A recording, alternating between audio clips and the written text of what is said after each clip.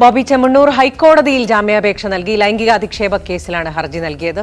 ജോഷി കുര്യനുണ്ട് കൊച്ചിയിൽ നിന്ന്. ജോഷി, വിവരങ്ങൾ. അല്പസമയം മുമ്പായിട്ടാണ് ബോബി ചെമ്മണ്ണൂരിന്റെ അഭിഭാഷകൻ ഓൺലൈനായി ഈ ജാമ്യാപേക്ഷ സമർപ്പിച്ചിരിക്കുന്നത്. അതിൽ പ്രധാനമായും തന്നെ പറയുന്നത്, അതായത് റിമാൻഡ് ചെയ്യേണ്ട സാഹചര്യമില്ല. അതിന്റെ ഒന്നാമത്തെ കാരണം പോലീസ് അന്വേഷണം പൂർത്തിയായതാണ്.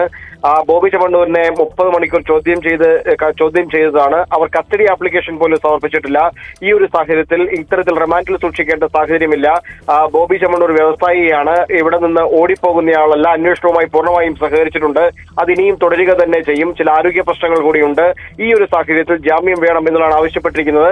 ഇപ്പോഴത്തെ നിലയിൽ ഉച്ചയ്ക്ക് ശേഷം മെൻഷൻ ചെയ്ത് ബെഞ്ചിൽ കൊണ്ടുവരാനുള്ള നീക്കമാണ് നടത്തുന്നതെന്നുള്ളതാണ് മനസ്സിലാക്കുന്നത്. മിക്കവാറും ഉച്ചയ്ക്ക് ശേഷം ഇത് പരിഗണിക്കും. സർക്കാരിനോട് മറുപടി തരും. സർക്കാർ ഇന്ന് മറുപടി നൽകിയാൽ സ്വാഭാവികമായും കോടതി ഇക്കാര്യത്തിൽ ഒരു ഇടക്കാല ജാമ്യത്തിന് ഉത്തരവിടുമോ എന്നുള്ളതാണ് കണ്ടറിയേണ്ടത്. ഒരു ഇടക്കാല ജാമ്യം വേണം എന്നൊരാവശ്യം കോടതി ഉന്നയിക്കാനാണ് ബോബി ചെമ്മണ്ണൂരിന്റെ അഭിഭാഷകൻ